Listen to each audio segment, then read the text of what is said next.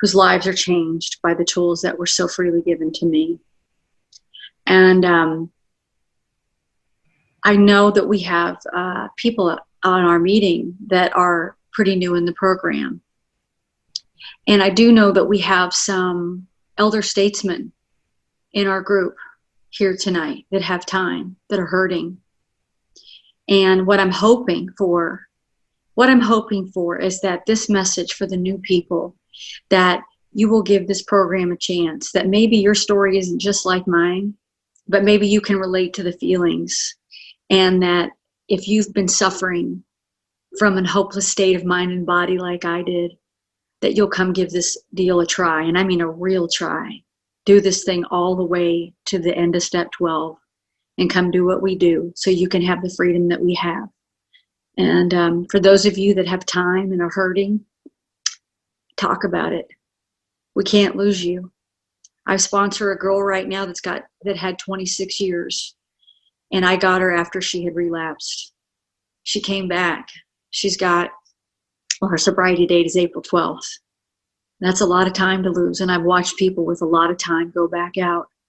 And right now, our world is in a state. Suicide is up 75%.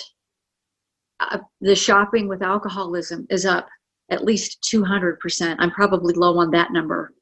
And what I want to say is that, you know, for people like us that have this beautiful program, we have a deal between our ears, that is out there to kill us.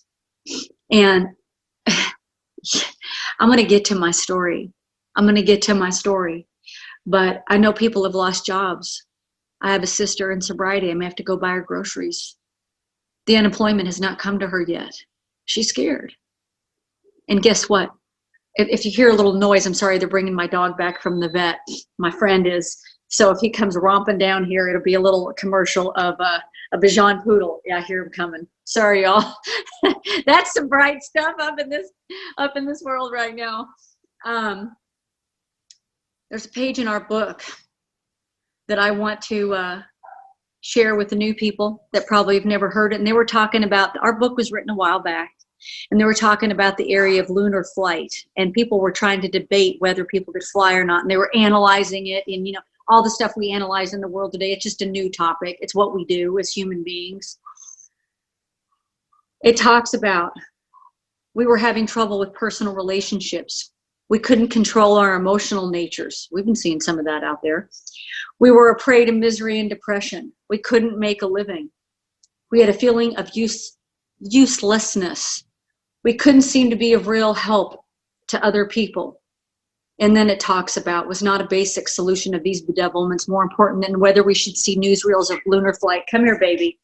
You're going to get a little Ala dog right now. Come here. Get up here. Come say hi to everybody. Oh, well, he's going to jump up there. That's Petey. It's my little sober dog. And then when we go to the next page of our beautiful book, Alcoholics Anonymous, it says, when we became alcoholics, crushed by a self-imposed crisis, we could not postpone or evade. We had to fearlessly face the proposition that God either is everything or else he is nothing.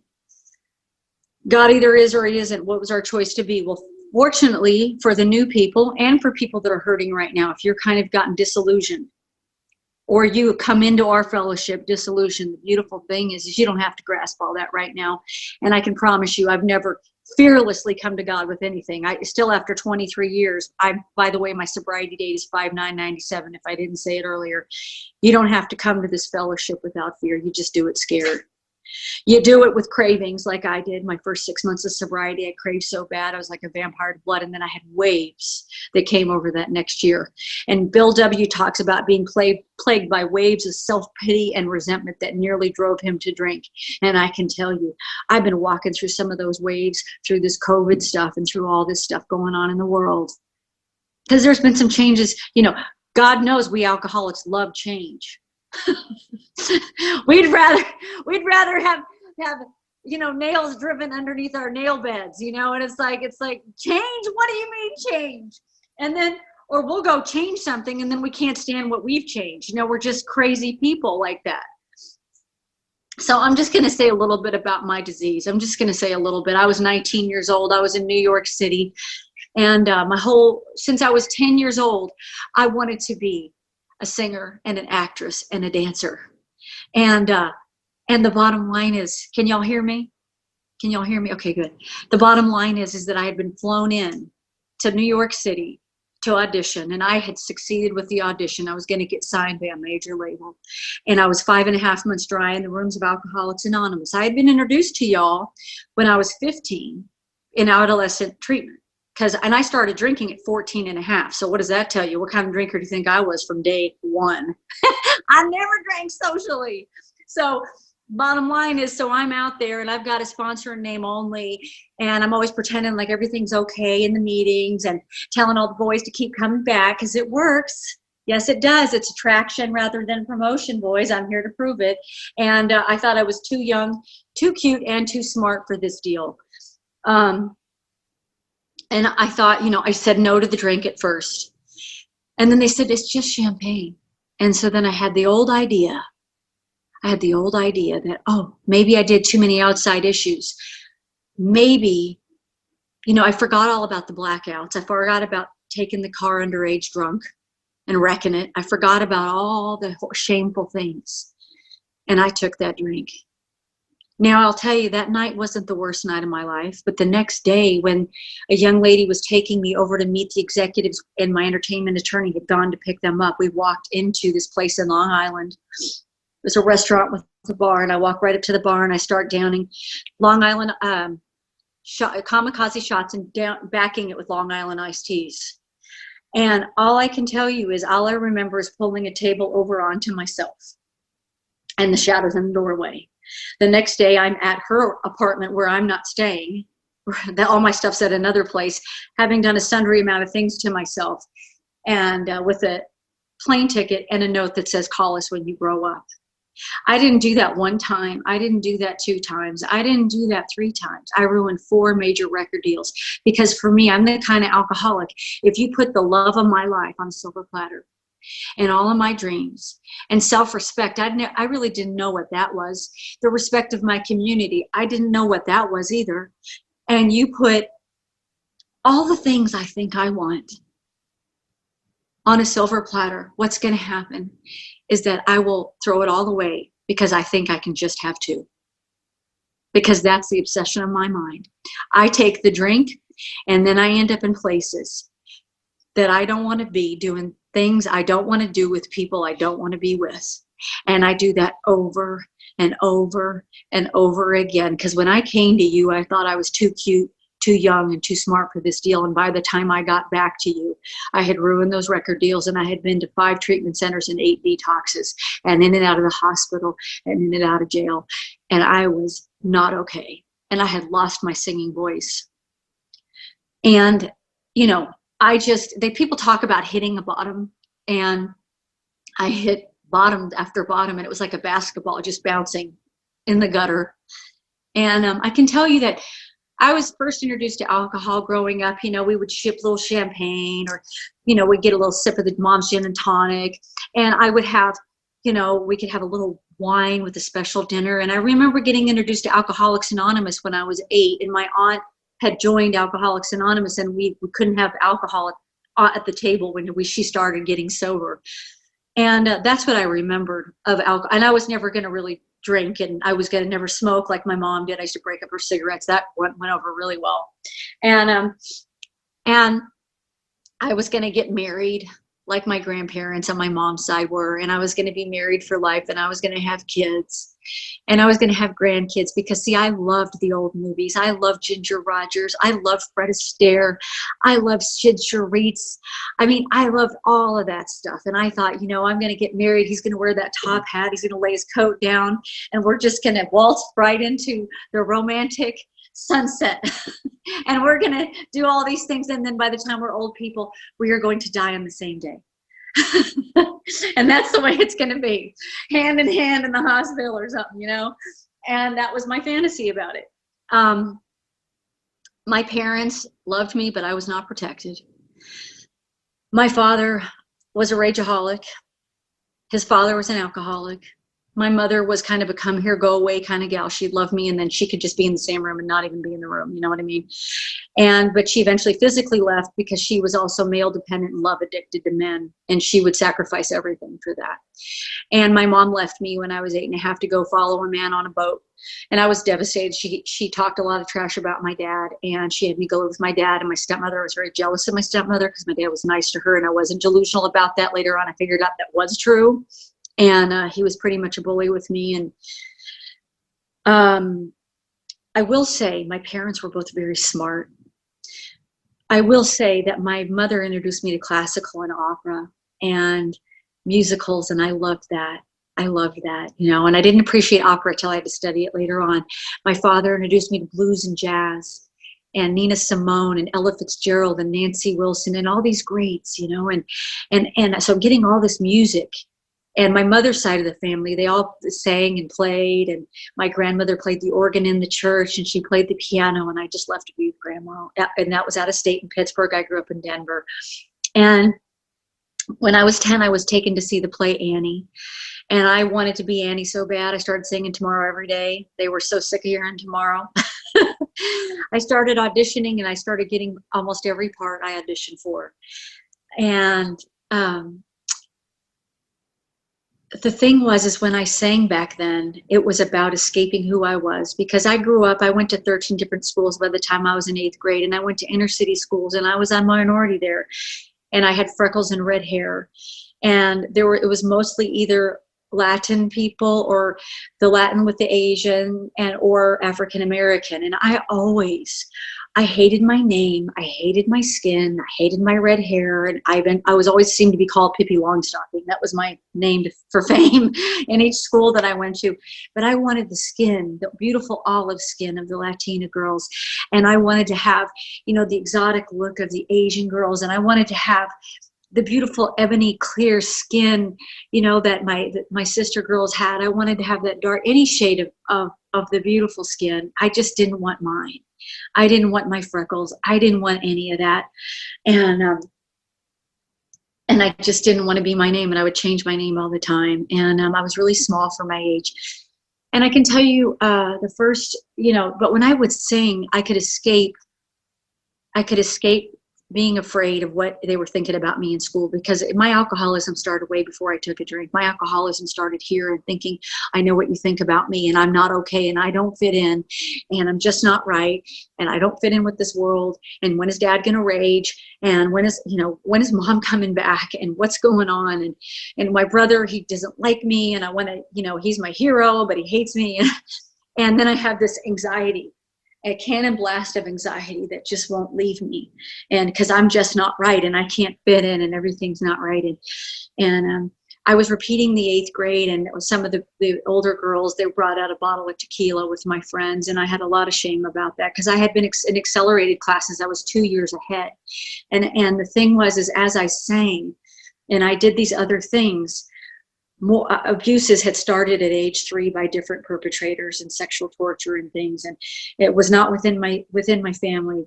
It was by people that I was unprotected, and people, you know, a music minister at the church, my best friend's dad, who was my father. I told my father what had happened, and he said I was lying and I was a drama queen. And my mom took him to, you know, they prosecuted him, and he got a year probation for molesting 3 12-year-old girls, and they sent my mother $2.99 restitution. And I want to tell you something. My sponsor now, Polly, and my sponsor before, Angie, neither one of them had parents that divorced. Neither one of them had been abused. Neither one of them, they were cherished and loved, and they became alcoholic. Why? Because when they take the drink, the drink takes them. And then they have this drive to there where they want to control it and enjoy it like other people.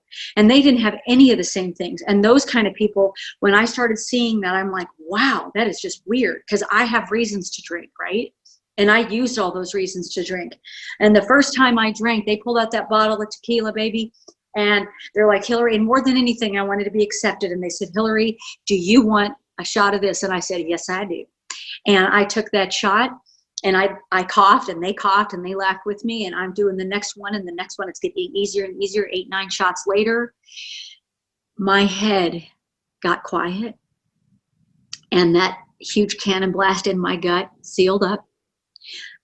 Just for a moment, I got to pause and I got to enjoy that warm feeling. And then the false pride came. And I'm like, you know what? And it literally was like this. You know what? These girls are really smart to have me come to their little shindig. As a matter of fact, I need to teach them how to dance because, see, my sister girls the year before it taught me how to dance. Took me 3 months. Your friend was off beat. I got the rhythm finally. And I was thinking, and you know what? I'm actually kind of cute. Actually, I might be the next Maureen O'Hara or the next Anne Margaret. And you know what? My skin is not pale. My skin is alabaster. And these are angel kisses. And so the false pride and the arrogance came, and it was a spiritual awakening. And I'll tell you what, I wanted to have that for the rest of my life, and I nearly died trying. And I'll tell you, the other thing is that my best thinking, I was working at Dairy Queen when I was 16 years of age, and you know, my alcoholism was going, and these people came in, and I kind of had a bad feeling about what they were about, but I just ignored it. And they said they could, you know, help my career and help my life, and I could be successful with them. And I was taken out of state and trafficked for 2 months, and I nearly died over and over and over again, jumping out of those cars and experiencing that. And then he ended up beating up his favorite girl, actually the girl that talked me into going, and he wouldn't let her go to the hospital. And so I said, hey, you know, he was always worried about me being underage. And I said, my parents are looking for me, and so is the FBI. And he let me go home, and because he'd always let me know that he knew where my mom lived. And, you know, I always blame myself for that. And in earlier talks, you'll hear me say, oh, I knew better, but I didn't know better. A 16-year-old is a child. And when you're not protected and those things happen, you know, now you already think you're a piece of garbage. But now that I've participated in those particular activities on the street, guess what? Now I'm really trash. There's no good man that's ever going to love me. There's no way that I'm ever going to be clean enough. And there's no way that I'm going to ever be lovable. I wasn't lovable before, but this is a whole new route. So you know what I'm worthy of? At least I won't go to jail for it, but I'm going to go work in these clubs and not wear much. And so another part of my soul broke. And I just remember my soul breaking over and over and over again. And it was just, you know,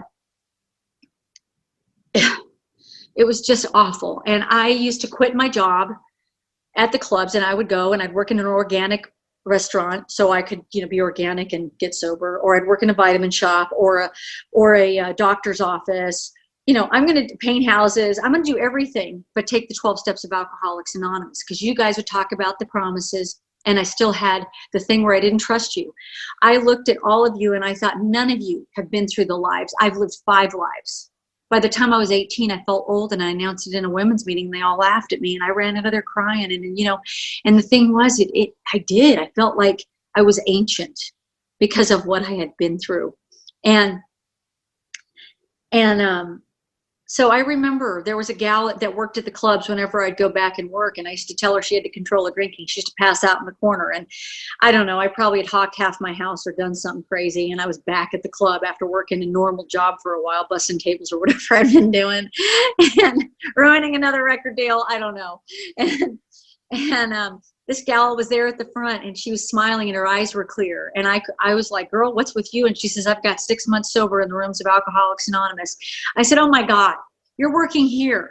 How can you be sober working in this place? And she said, well, on page 100 of my big book, it tells me if I have a good business reason to be here, which I do. I'm here to make money and not steal vicarious pleasure through drinking. I'm like, well, she's doing vicarious pleasure with something, but it wasn't a drink. So, but I wanted what she had, because I couldn't stay sober. I couldn't stay sober for 3 days. I couldn't do it.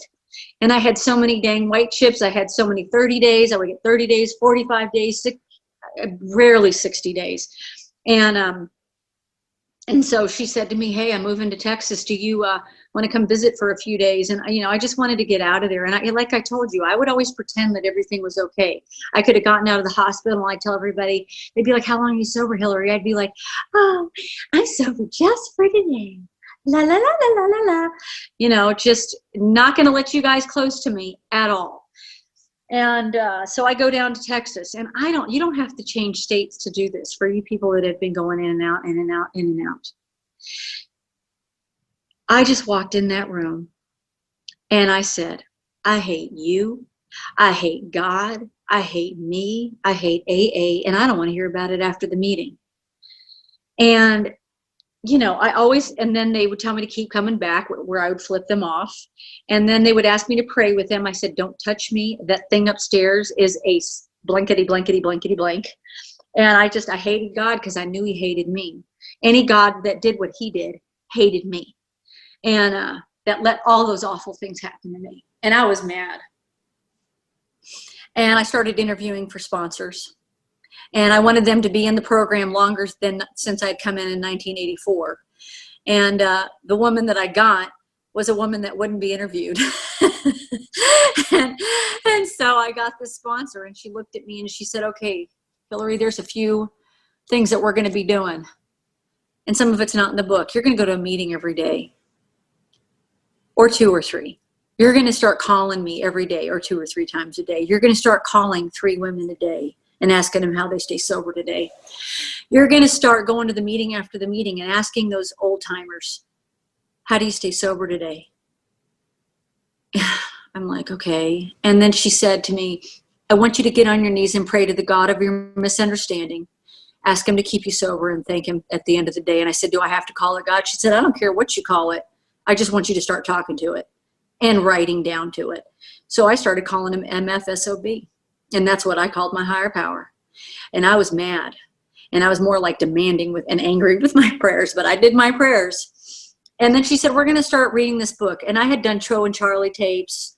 I knew that big book backward and forward, but I could not stay sober. And she said, you're going to start reading 2 paragraphs a day because it's probably all your brain can handle. And you're going to start asking yourself, how am I like this? How does this relate to me? And we're going to get launched off in these steps. And see, I knew I was alcoholic. I'd been powerless for a long time. And the bottom line is, you know, when we got to step 2, I just told you about what my concept of God was. And I wasn't going to use, you know, a light bulb or a doorknob. I thought that stuff was stupid. And she's having me write my steps. We started launching out. And she told me, she said, if you get to step 12, to the end of step 12, and you really do these steps, because you've never finished, I'd stop at step 4 and I'd stop at step 8. Step 4, I'd use to beat myself up or use to hate all the world about me. Step 8, it was about, you know, I'd have to put my dad on that list. And I'm like, I will never make amends to him, ever. And kept me drunk a long time.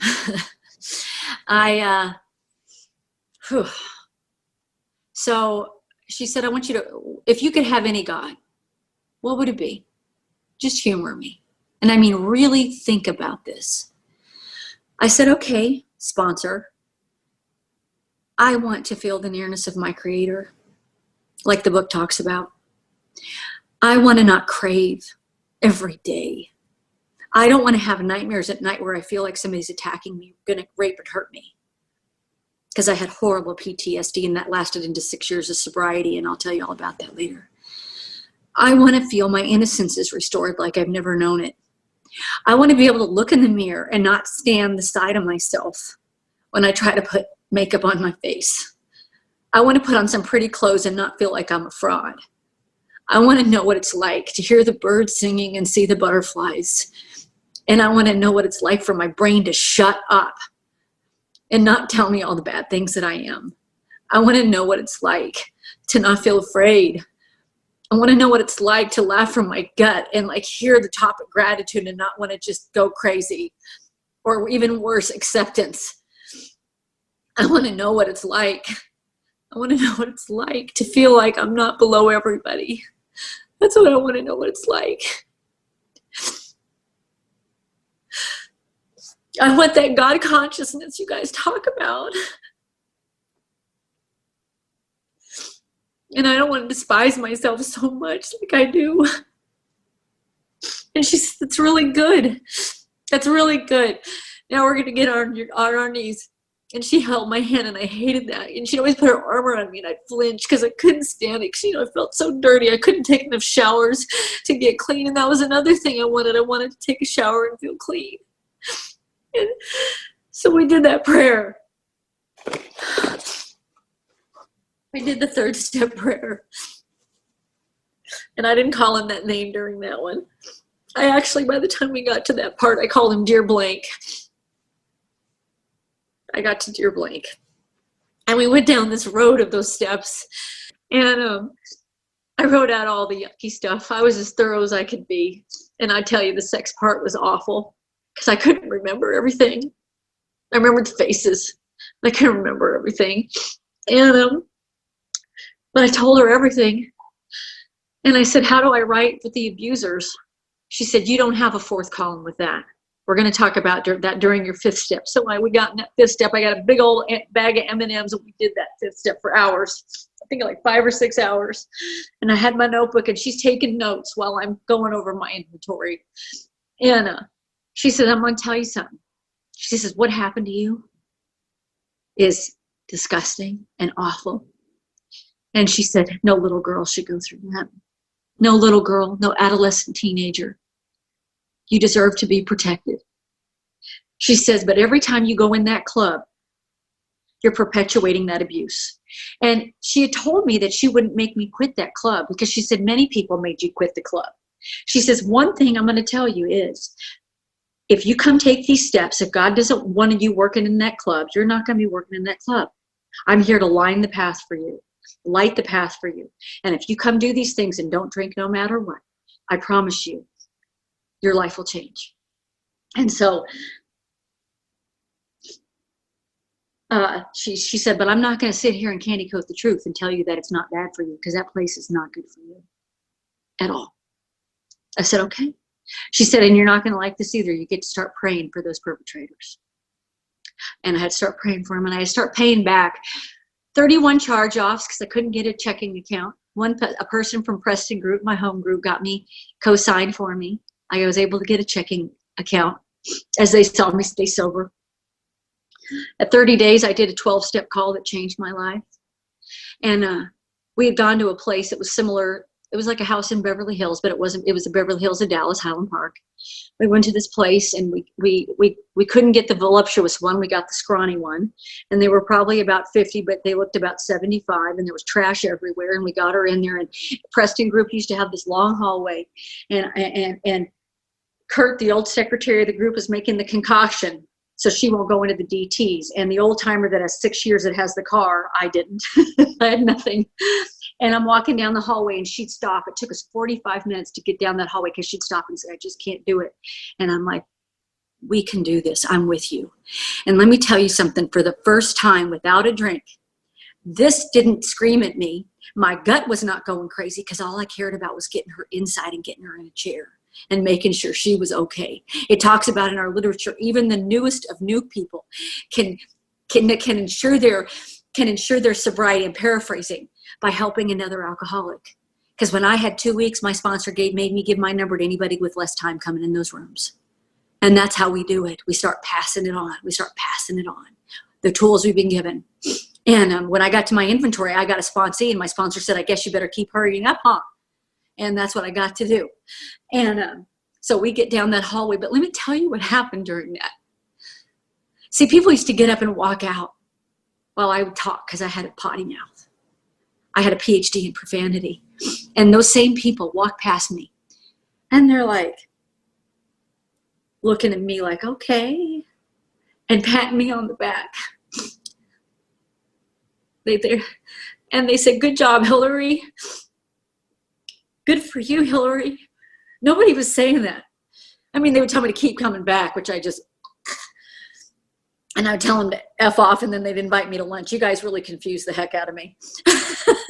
But I'm walking down that hallway. And it talks about in the second step of the 12 and 12 that every AA meeting can become that power greater than ourselves. And that day that happened for me. And I wanted more of it. I wanted more of your approval. And that's not where I am today. I've had to go, to get help in other areas on that stuff, but it helped me at that point, And so I'm there, and I did my, I go and I do my other stuff, my 6, 7, and my sponsor, my sponsor tells me, she's like, okay, I want you to start praying for the willingness to be willing to forgive your dad. And I'm like, oh. And our deal was, I didn't have to like it. I just got to do it, right? So I start praying for the willingness to be willing to forgive my dad. And, and excuse me, everybody, sorry.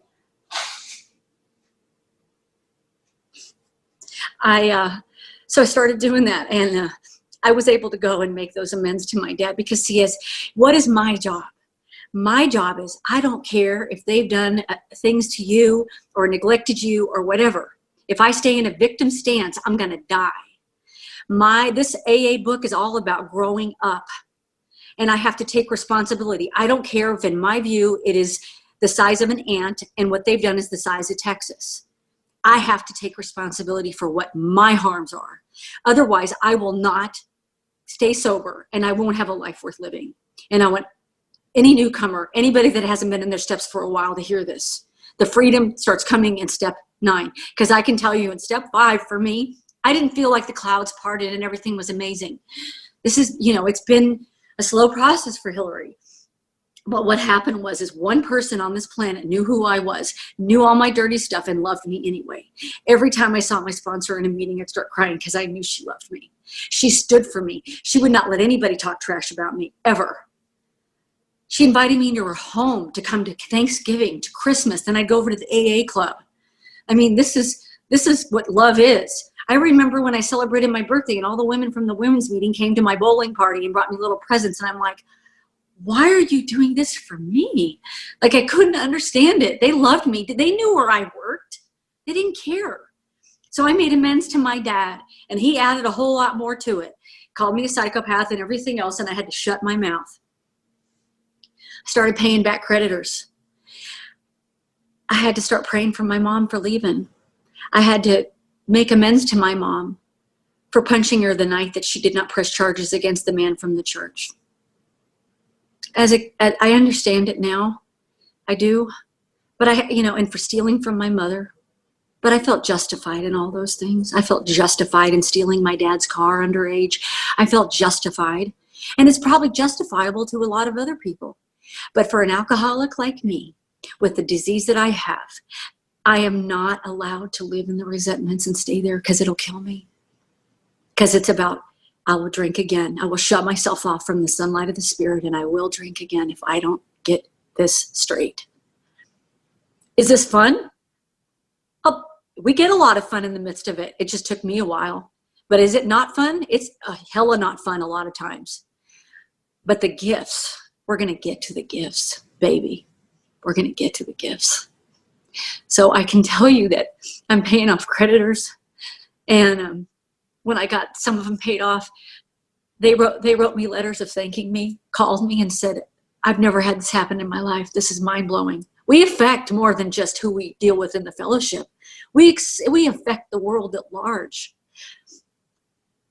And so I'll tell you, so I was working at Brooks Brothers. I was down to working one night a month at that dang club, and I couldn't leave, but I would leave crying, and I'd be like, I'd leave crying. I hated it.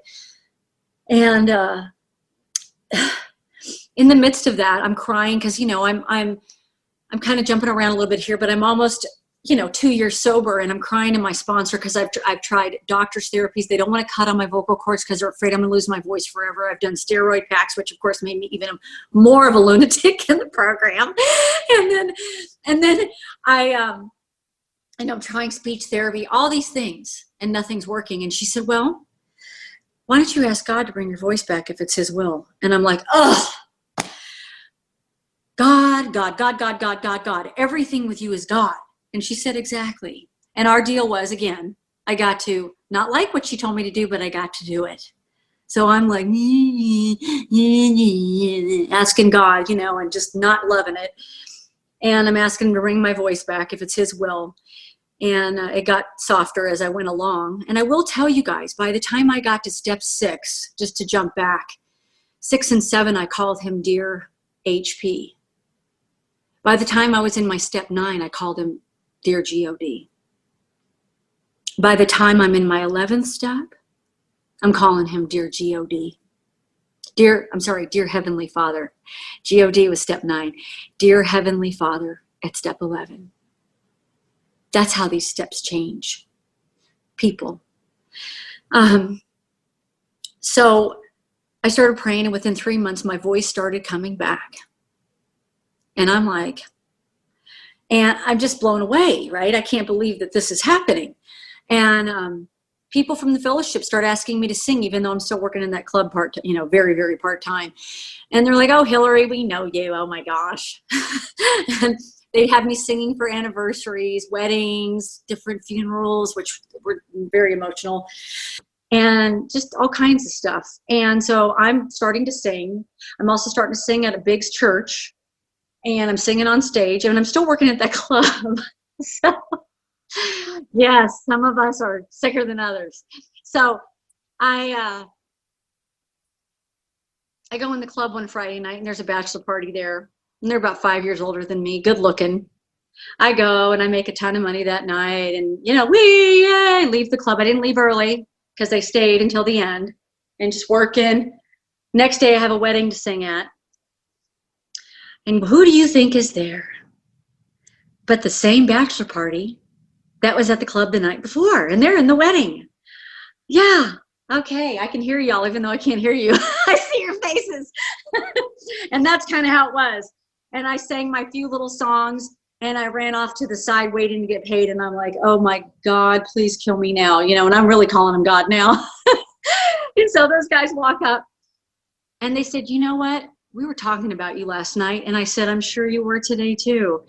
And they said, no, we felt like you did not fit into that place. We didn't understand why you were there because you did not fit. And we were talking about it like all night. And we came here today and we see you and we hear you. And like, this is what you're supposed to do. This is your gift. And I was able to walk away from that place. See, God, just like he sends us in pairs and in groups to go save the alcoholic, he sends his gods with skin on to help us in the most sordid places. It doesn't say that in the book, but I've experienced it. And for my first 6 years, I had nightmares every night. And my sponsor told me at 6 years sober, if you don't go get outside help, I'm not going to sponsor you anymore. And I got help from a foundation to pay for half my treatment. Our book talks about seeking outside help from good professionals. And I was having nightmares every night. And I was begging to take some kind of thing to help me sleep, but they wouldn't let me. And I thought I was manic depressive and all kinds of stuff. And they tested me. I wasn't. I just was trauma, PTSD, all that stuff. And I went to the treatment center, and my family came for family week, and I was able to tell all my secrets. And my dad had to listen, and he believed me. And I kind of had some struggles a little bit after that. And my sponsor was having some major issues. And I ended up meeting Polly in 2004 at a conference, and I asked her to be my sponsor, and she knew I was kind of acting out. I was really having a hard time, and part of that was, and I'm going to share this too, this is something I've started sharing in the last couple of years, but part of my story is I had abortions when I was drinking and then in sobriety. And I got to tell you guys, and I share this because of the shame and the pain. There has been nothing greater for me of shame and pain and just awful feelings inside and processing that than the abortions. And I had done that. They had told me in the treatment center, don't do it. I was pregnant with twins, and they said, don't do it. And I did. And I immediately, my whole world went to black. And I don't know how I stayed sober and didn't commit suicide during that time, but I lost myself, and I was acting out and doing everything I had done back before. I was not okay. And I found Polly, and Polly said to me, Hilary, I love you. I'm scared for you. And if she said, I'm not going to leave you. She said, but I wish you could see you as I see you, because if you did, you could never do that again. And within a few months, I was able to walk away again for the last time from that. And, I'm part of the No Matter What Club.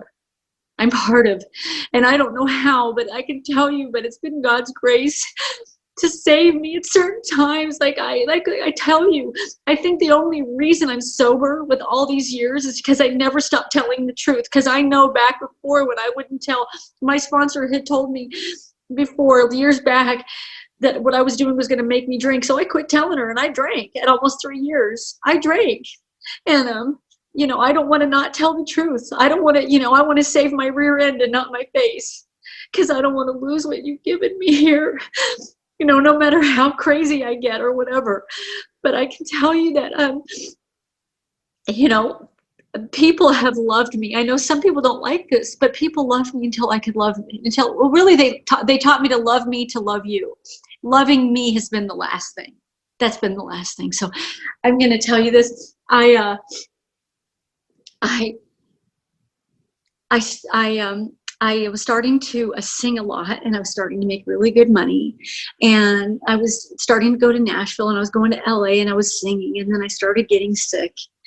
And what I found out is that I had a very rare congenital heart defect that I was misdiagnosed by another doctor, and this incredible African-American gentleman from the south side of Chicago who was practicing medicine in Denton, Texas. He found the problem, and I was sent, and I had a 50% chance of surviving. And I asked the surgeon, would it be okay? Do I have some time that I can go do some fertility? Because I'm 40 years old and my FSH levels are going down, and I want to be able to freeze eggs if possible. And he said, yes, you can take a year, but no more. And I went and I did 3 rounds of fertility, and I was able to get eggs. The first round was not very good, but then the next 2 were. And I can tell you, in the midst of that, I got that little dog behind me that you see. And let me tell you, those are some of the best antidepressants ever. I know it's not in our book, but from life experience, okay? They're some of the best things ever. And I can tell you that I was having bad flashbacks, like just again, of the faces. I said, Polly, is this my legacy? Because I had gotten my GED, but I had had an 8th grade education. And she said, I want you to write out every good thing you've ever done to help God's kids. And I did. And I went into that surgery, and I told God, I said, God, you're who you say you are. But if you see fit, I would really, really like to stay here. If life is starting to become fun for me. And if it's your will, please let me stay. And I promise I'll spend the rest of my life blessing your kids. And when I woke up, I had to get off the medicine within a day and a half because it was making me so sick. And 3 days afterward, I had a burning bush experience. And 4 days afterward, I was praying over a woman in the hospital, which is not like Hilary. And I've been more of the educational variety. And at 14 years sober, I wanted to just celebrate my 14 years, which I did. And so at 14 years sober, I had that burning bush experience. And nobody can tell me that God isn't real. Nobody can tell me that. And that God isn't love, because he is. Sometimes my alcoholism tries to tell me differently, my lower power. So I had lost my voice again because of the way they had to move my heart. And he said that he was hoping it would come back. And so again, I knew to pray, and I started going back to college because, see, my lower power started telling me, you're dumb. You have an 8th grade education. So I went back to college. I went back to school, and I started studying numbers and investing and things. And I found out when you get a sponsor, also known as a tutor in the educational system, and you get good sleep and you study and you eat well, guess what? You can get A's and A+. And after a year and a half, my voice started coming back. So I stopped going to school. I didn't go for my degree because I couldn't do both. And I started singing at conferences, our conferences, for fun and for free. And what a joy that has been, and that whenever I get to do that for the place that saved my life. And I'll tell you, so I was told at 25 that I was too old for the music industry because I sing, more of a pop style and dance style. And I've sung every style. I just had to settle on one, and studied opera, but that's like a marathon. That's like Olympic training, baby, as is gospel singing.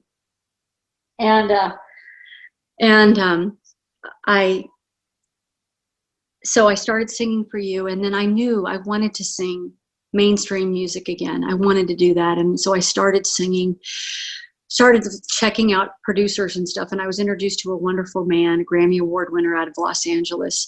And he sent me some stuff, and we started talking. I came out here, and he heard my story, and he's like, wow, we started working together. And when I was 49, we had a top 10 hit.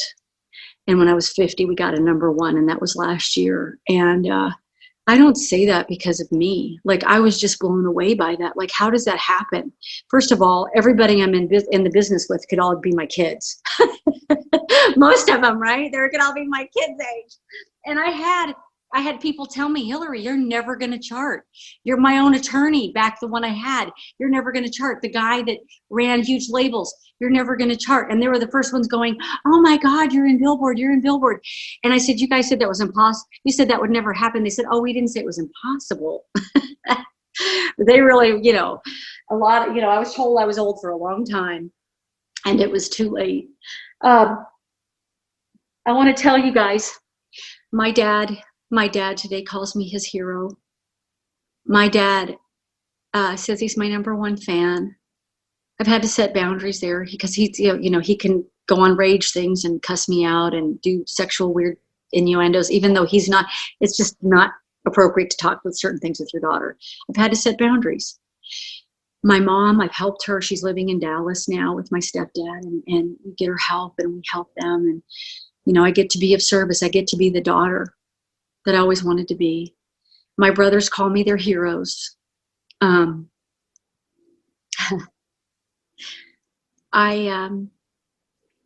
look in the mirror and I see a young lady that did her very, very best. There's a little hurt girl in there that just acted out with the best she knew. But she's a beautiful child of God. I can tell you, I can put makeup on. I take a shower and I feel clean. I'm clean. I can tell you that I laugh from my gut. I laugh. I love to laugh. On my license plate, I have yay. I never thought I'd knew the yay of life, ever. I can tell you that I hear the birds singing and I watch them on my bird bath every day. I see the butterflies. I can tell you that I feel like I'm just one garden variety drunk amongst you, but I feel special because I feel like I'm armed with the tools that I can help save an alcoholic life. I can help save an alcoholic life because I'm armed with the tools you've given me. I pray, get on my knees, and I pray to my Heavenly Father. And I thank Him for my life. I tell Him my struggles, my doubts, my fears, my anger. I inventory. I do my steps every year. And I'm going to close with this one story. Sandy Beach says to make amends or forgive them. Sandy Beach says to make amends or forgive them. And about 6-7 years ago, I was in Denver, and I was in the area where we lived. And I'm like, oh my gosh, this is where my best friend's dad and all that stuff happened. And I see the same car in front of the house that I drove by. And I'm like wondering, I wonder what she's doing. I'm in my 40s. Why in the world would she be there? But I go up and I knock on the door, and I'm like, oh, this is crazy. And I try to leave. And I'm angry still about what it's done to me, right? Because even though I've been praying and tons of therapy, tons of meetings, I ring the doorbell. Something's driving me. I can't not do this. He comes out and he walks out and he says, oh, she hasn't been here. She lives out of state. And he said, by the way, what's your name? And I said, my name is Hilary. And he dropped his head and he said, my God, you must have hurt for many years for what I did to you. And he kept shaking his head. And he kept, he had this disease where he couldn't grow his hair and on his body and stuff. And he kept talking about what a piece of garbage is what he was. And I grabbed his hands and I said, I forgive you. And he keeps on going, telling me he didn't know what was wrong with him, blah, blah, blah, blah, blah. And I hugged him and I said, God forgives you, and so do I. We ended up talking. I found out that he lost custody of his daughter. She didn't reach out to him till 4 years before I was there. I told him that I'd been suicidal at different times and had been on the street. Yeah. He said, I will pay for any therapy. My dad would never pay for therapy, and it was like kind of God's way. He offered to pay for that therapy if I needed it. We talked and talked. And I found out that if he had done anything wrong for 20 years, they were going to send him away for a very long time. I didn't get that information. I drank at a whole lot of other things. And, I walked out of there and I called Polly. And Polly said, baby, you're free, aren't you? And I said, I'm free. I'm free. And I want to tell you something. If you're hurting, reach out. You're as sick as your secrets. We have a 24-hour reprieve in this deal. And I pray that I always reach out so that I can keep 5/9/97 as my sobriety date and stay in the middle of the herd so that I die no matter how God takes me. I die with that date. Voice or no voice, man or no man, which, by the way, I'm dating a man that's beautifully respectful and loving. It took me until 20 years to pick the right kind of men. And so I just want to tell you guys, thank you for my life. Thank you for your patience. Thank you for your love. And thank you for everything, for this unshakable foundation you've given me, because I don't know how I can ever pay you back, but I'm going to spend the rest of my life trying. Thanks. From y'all, because the acoustics are better. I ordered equipment and it's just not as good out here, so I'm going to go in here. If it's okay, we'll sing the Lord's Prayer from the bathroom. I'm not going to say much on that. I'm going to leave that to the guys. If everybody will please be quiet while Hilary sings. Okay, y'all. I'm not warmed up and I've been crying. Okay, shake it off. Our Father, which art in heaven, hallowed be thy name. Thy kingdom come, thy will be done on earth as it is in heaven. Give us this day our daily bread, and forgive us our debts as we forgive our debtors. And lead us not into temptation, but deliver us from evil. For thine is the kingdom and the power and the glory forever.